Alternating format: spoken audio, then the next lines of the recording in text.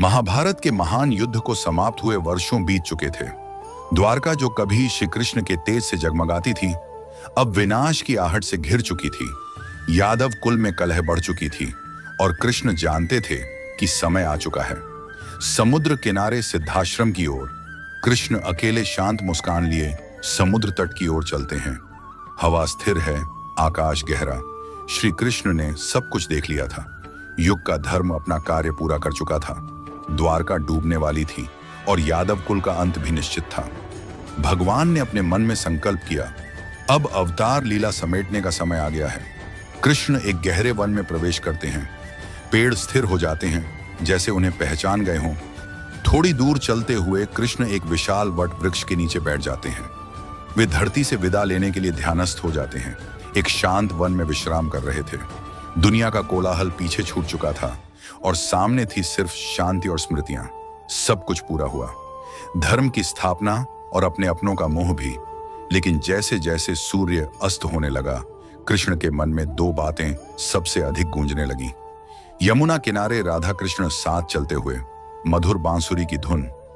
राधा, तुमने बिना कहे ही सब कुछ कह दिया था। तुम्हारा प्रेम कभी बंधनों में नहीं रहा और मेरा धर्म हमेशा प्रेम से ऊपर रहा। कृष्ण पेड़ के नीचे बैठे हैं। धीमी धीमी हवा चल रही है। उनके मन में कुछ सवाल उमड़ रहे हैं। जीवन भर में लोगों को मार्ग दिखाया, कितनी कठिनाइयों थी।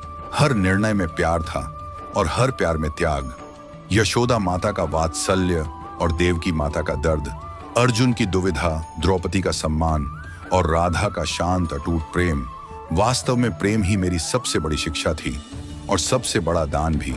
कृष्ण आकाश की ओर देखते हैं और हल्की मुस्कान। राधा, तुमने मुझे कृष्णा बनाया। जहां प्रेम है वहां मैं हूं और जहां तुम हो वहां प्रेम है। दृश्य बदलता है। एक शिकारी जरा धनुष बाण के साथ शिकार की तलाश में है। उधर एक शिकारी नाम था जरा। वह जंगल में भोजन की तलाश में घूम रहा था।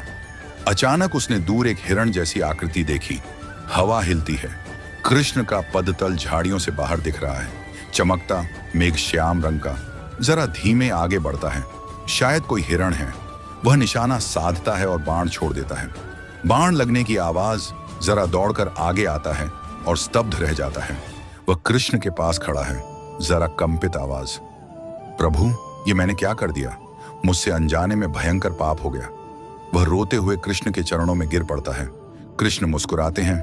उनके चेहरे पर दर्द नहीं, केवल करुणा है। कृष्ण मृदु स्वर, जरा उठो, यह कोई पाप नहीं है। यही मेरी लीला थी। तुम वही शिकारी हो जो पिछले जन्म में राजा बाली थे। उस समय राम ने तुम्हें वचन दिया था कि अगले जन्म में मैं तुम्हारे हाथों अपनी लीला समाप्त करूंगा।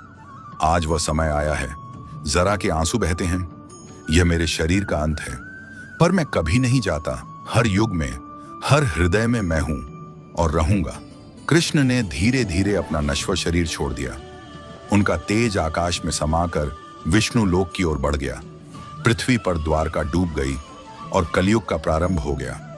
इस प्रकार भगवान श्री कृष्ण ने अपने अवतार का अंत नहीं, बल्कि एक युग का परिवर्तन किया। क्योंकि अवतार समाप्त होता है, पर कृष्णत्व कभी नहीं।